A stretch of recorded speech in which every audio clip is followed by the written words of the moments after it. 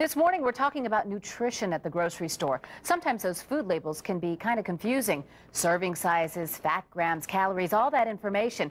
Here to help us make sense of those labels so we can make sensible choices is fitness expert Nikki Veal. Nikki, good morning. Good morning. Good to see you. Likewise. It seems like the labels are getting more complicated because more information is on there.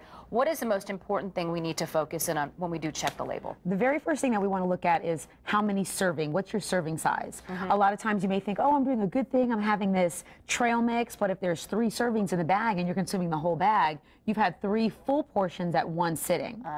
So that's the very first thing we want to look at. Okay, and next, I always look at calories. And you're right on the money with that. Piggybacking on what we just talked about, so if there's about 100, 200 calories in each serving and you ate the whole 3 servings. Right, you just had 300 calories. Exactly. Without realizing it. Exactly. And with the majority of us being very weight conscious, we want to watch how many calories we're consuming. That's very important. So we want to scale back on that as well. Okay, but sometimes they break it down for you. They say calories and then fat calories. Right. So does that ratio matter? Is that something we also need to pay attention to? It is. With the fat calories, you're bringing in with like the total fat. That's included with that as well. We want those to be about half of the size of whatever your calories are as well. Okay. And then going into the total fat, we want the total fat to be about 5% or less. 5% or less? Yes, and as you do read labels, you'll notice that they're usually a lot larger than that, and that's including your trans fat, your saturated fat, and as well as your natural fats. Okay, let's break down those fats really quickly. Okay, between those 3 fats, which is the worst?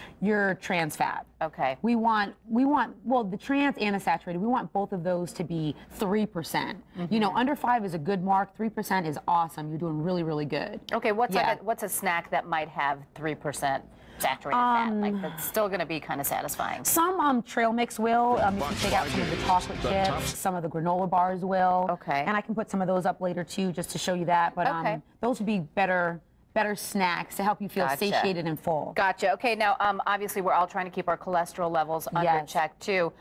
Talk about cholesterol, sodium as well. Yes. So we want to watch the cholesterol and sodium levels, especially if you have high cholesterol already. If you have high cholesterol and you're consuming a product that's high in cholesterol, you're not really helping yourself out there. Yeah. And then we want to move on to the sodium. So if you have high blood pressure, we want that sodium to be low, underneath 5%, 20% or up. It's too high. And that's good for everyone. Sodium is a bloater. Yeah. So the less sodium you're consuming in your diet, the better. Yeah. Okay. Now, carbs again. We always hear that carbs there are good carbs and then there are bad carbs. Right. So when you see carbs on the label, what should we be looking for? And fiber is important too. Exactly. Fiber is good because fiber is a satiator, so that's going to make you feel fuller for a longer period of time. Now, for the carbohydrates, you want good carbs, but you have to be careful. Once again, going back to the diabetics, you want to make sure you're getting the right kind of carbs in to make sure that your insulin level is going to stay the same throughout the whole day. Okay. Yeah, but carbs are also a source of our energy, so that is kind of a particular for per person. Yeah, right. Yeah. Okay, and finally, let's talk about protein. If you see a high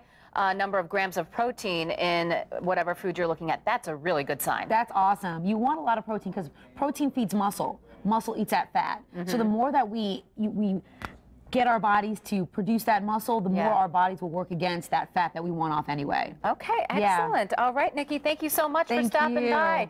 And what are you joining us to talk about tomorrow? Childhood obesity. All right, excellent. All right, we look forward to that. We want to get over now to, we're going to get over to Jeff in the Forecast Center for a check of our weather. Hey there, Jeff. Hey, what's going on? And it looks like